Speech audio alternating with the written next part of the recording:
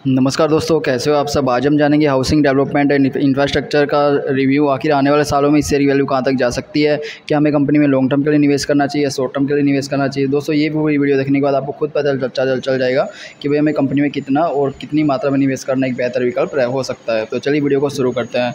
तो सबसे पहले आपको इस रिपोर्ट में कंपनी की प्रोफाइल देखने मिल जाएगी। कंपनी की जर्नल चीज़ें वो सब यहाँ पे दी हुई है। जैसे कंपनी का जो मार्केट कैप टाइप है वो स्मॉल कैप रहा हुआ है। कंपनी का मार्केट कैप वैल्यू 210 करोड़ का है और कंपनी जो है मुख्य रूप से रियल एस्टेट के सेक्टर में काम करती है और ये कंपनी की वेबसाइट है, यहाँ से आप अधिक जानकारी ले सकते हो। तो दोस्तों अगर कंपनी के रेवेन्यू सोर्स की बात करें तो भाई कंपनी भारत की बड़ी रियल एस्टेट कंपनी में शामिल रही हुई है, जिसमें कंपनी के द्वारा जो है कॉमर्शियल प्रोजेक्ट हो गए, मल्टीप्लेक्स सिनेमास, अपार्टमेंट कॉम्प्लेक्स का भी निर्माण किया जाता है। तो कंपनी जो है मुख्य रूप से रियल एस्टेट के सेक्टर में काम करती है। तो ये तो थी कंपनी के बारे में एक छोटी सी जानकारी। अब हम कंपनी कुछ ज़रूरी चीज़ों को देख लेते हैं। तो सबसे पहले हम देखेंगे पिछले 5 सालों में शेयर की कीमत में होने वाले बड़े बदलाव। तो दोस्तों अगर हम पिछले 5 साल पहले चले यानी 2019 में, तो अगर 2019 में देखें तो भाई कंपनी के शेयर की वैल्यू इस समय में 16 रुपये के आसपास ट्रेड किया करती थी। और अगर 5 सालों के बाद यानी 17 जून 2024 को देखें तो कंपनी की शेयर की वैल्यू 16 रुपये से गिर के 4 रुपये तक हो गई है। और अगर मैक्सिमम देखिए तो भाई ये 18 रुपये तक गई है और जो मिनिमम है ये 1 रुपये तक भी जाके आई है। कितना ज़्यादा डाउन भी गई है, ठीक है। तो अभी हम ओवरऑल अगर चीज़ को देखें तो पिछले 5 सालों में कंपनी ने -72% का रिटर्न अपने निवेशकों को दिया है, जो कि एक अच्छा संकेत नहीं है। क्योंकि दोस्तों 5 साल काफ़ी लंबा समय होता है। 5 साल के देने के बावजूद कंपनी जो है अपने निवेशकों को अच्छा रिटर्न नहीं दे पाई है, जो कि एक माइनस पॉइंट है। तो इसलिए हम इसको एक माइनस पॉइंट में रखेंगे। यहाँ पे हमने एक वाइट बोर्ड को रखा है जहाँ पे हम प्लस पॉइंट और माइनस पॉइंट को ऐड करेंगे। तो जैसा कि हमने देखा भाई कंपनी ने अच्छा रिटर्न अपने निवेशकों को नहीं दिया, तो इसको हमने एक माइनस पॉइंट में ऐड कर दिया है। अब हम उसके बाद देखेंगे कंपनी की फाइनेंशियल रिपोर्ट कि कंपनी रेवेन्यू और प्रॉफिट किस तरह से बना रही है। तो अगर 2019 में देखें तो कंपनी के द्वारा 2019 में 601 करोड़ का रेवेन्यू बनाया जाता था और 96 करोड़ की कंपनी नेट इनकम बना रही थी। और अगर 5 सालों के बाद 2023 में देखें तो कंपनी का रेवेन्यू 601 करोड़ से गिर के 2 करोड़ के आसपास हो चुका है। देखिए इसमें कितनी बड़ी गिरावट देखने मिली है कंपनी की रेवेन्यू में।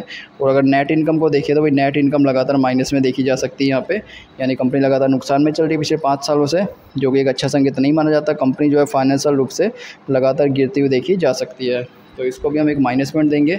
ये भी निवेशकों के लिए इसमें निवेश करने का एक अच्छा संकेत नहीं माना जाता। तो दोस्तों इसको भी हमने एक माइनस पॉइंट दिया है। अभी हमारे पास 2 माइनस पॉइंट हो चुके हैं। उसके बाद हम देखेंगे पिछले कुछ सालों में कंपनी की संपत्ति में होने वाले फेरफार कि भाई कंपनी की जो एसेट्स यानी संपत्ति है उसमें क्या बदलाव हुए हैं। तो दोस्तों अगर 2019 में देखें तो कंपनी के पास 16,084 करोड़ की संपत्ति हुआ करती थी और अगर 2023 में देखें तो कंपनी की संपत्ति की वैल्यू 16,000 करोड़ से गिर के 3,963 करोड़ हो चुकी है। तो ये भी एक माइनस पॉइंट है निवेशकों के लिए, क्योंकि अगर कंपनी की संपत्ति गिर रही है, संपत्ति की वैल्यू में गिरावट आ रही है, तो इससे कंपनी के रेवेन्यू सोर्स भी गिर सकते हैं। तो दोस्तों ये भी एक माइनस पॉइंट मिला है हमें, तो इसको भी हमने एक ऐड कर दिया है। उसके बाद हम देखेंगे कंपनी के द्वारा दिया गया डिविडेंड, क्या कंपनी अपने निवेशकों को डिविडेंड दे रही है। तो अगर डिविडेंड की रिपोर्ट्स को देखें तो भाई कंपनी किसी भी प्रकार का डिविडेंड नहीं दे रही है। और आखिर डिविडेंड दे भी कैसे सकती है भाई, अगर कंपनी पिछले 5 सालों से प्रॉफिट ही नहीं बना पा रही है तो आखिर कैसे डिविडेंड कंपनी दे पाएगी। तो यही कारण है भाई कंपनी डिविडेंड भी नहीं दे रही है, तो इसको भी हम एक माइनस पॉइंट करेंगे। तो इसको भी हमने एक माइनस पॉइंट दे दिया है। ऐसा ज़रूरी तो नहीं भी हर एक कंपनी डिविडेंड दे, पर अगर कंपनी ने अभी तक कोई भी डिविडेंड ही नहीं दिया तो इससे हम कह सकते हैं भाई कंपनी ज़्यादा अच्छा प्रॉफिट नहीं बना पा रही है। अब हम कंपनी का शेयर होल्डिंग पैटर्न को देखते हैं। तो इसमें सबसे पहले आता है टोटल प्रमोटर होल्डिंग, यानी कंपनी के द्वारा की गई होल्डिंग। कंपनी ने अपने शेयर की 41% की होल्डिंग अपने पास रखी हुई है, जिसमें से एक अच्छी चीज़ ये है कि भाई इस होल्डिंग में से कंपनी ने किसी भी प्रकार से कोई भी शेयर को बैंक में गिरवी नहीं रखा गया, ये पूरी तरह से कंपनी के पास रहा हुआ है, जो कि एक अच्छा संकेत है। म्यूचुअल फंड के द्वारा कंपनी में 0% की होल्डिंग है, एक अच्छा संकेत नहीं है। अदर डोमेस्टिक इंस्टीट्यूशन जो भारत के बड़े इन्वेस्टर है उनके द्वारा 0.67% की होल्डिंग है, ये भी लगभग ना के बराबर रहा हुआ है, अच्छा संकेत नहीं है। विदेशी इन्वेस्टर कंपनी में देखिए कितनी अच्छी मात्रा में रहे हैं, 16%, ये एक अच्छा संकेत है। रिटेल इन्वेस्टर कंपनी में 40% है, इसको भी एक अच्छा संकेत मान सकते हैं।